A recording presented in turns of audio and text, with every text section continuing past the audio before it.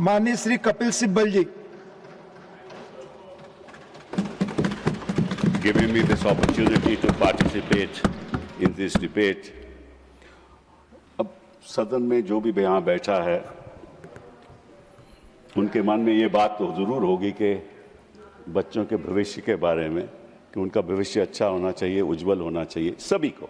मैं नहीं सोचता कि कोई भी ऐसा सदन में जो बैठा हो ऐसा नहीं सोचता होगा, लेकिन जो चर्चा हो रही है वो उस दृष्टिकोण से नहीं हो रही है कि किसी तरीके से शिक्षा में सुधार लाया जाए।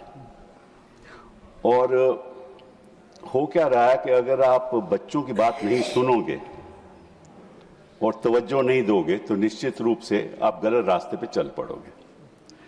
जो बच्चे यहाँ जंतर मंतर में थे, वो जो नीट पेपर लीक है वो तो एक इग्नाइटिंग फैक्टर था,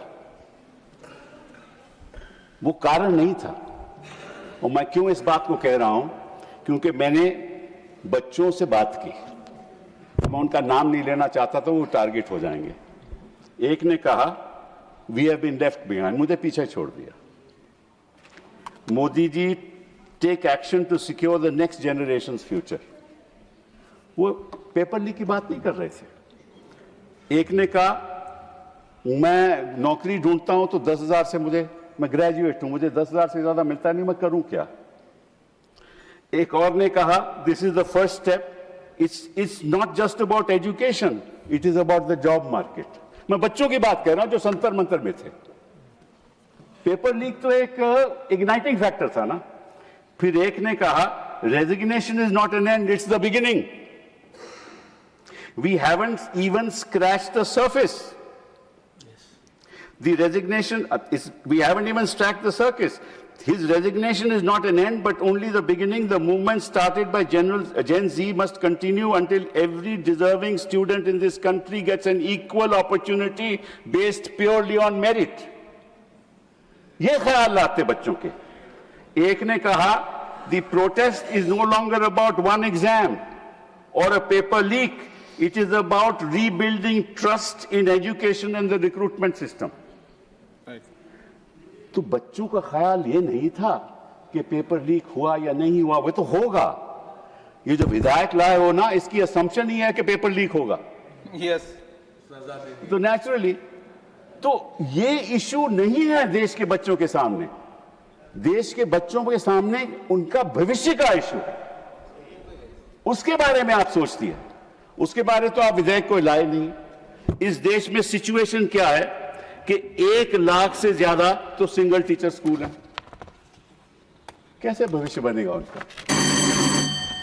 2 मिनट बोलने देंगे सर, 1 मिनट और कंप्लीट करें। बोलने मैं देखिए, मैं कोई इधर उधर की बात नहीं, समय देखिए। देखो और IITs, IIMs, आइसर्स में 28% 5-6% वैकेंसीज हैं। क्या होगा उच्च शिक्षा का।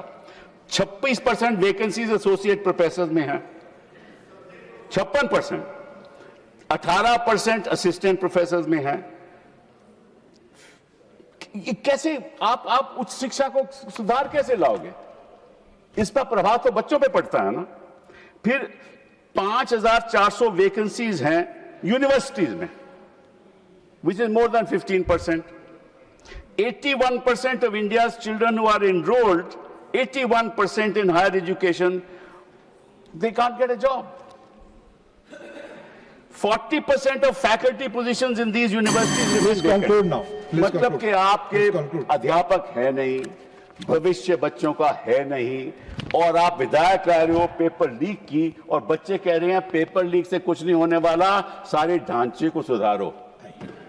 यही बात मैं कहना चाहता था, आपने मुझे अनुमति दी। बहुत बहुत थैंक यू।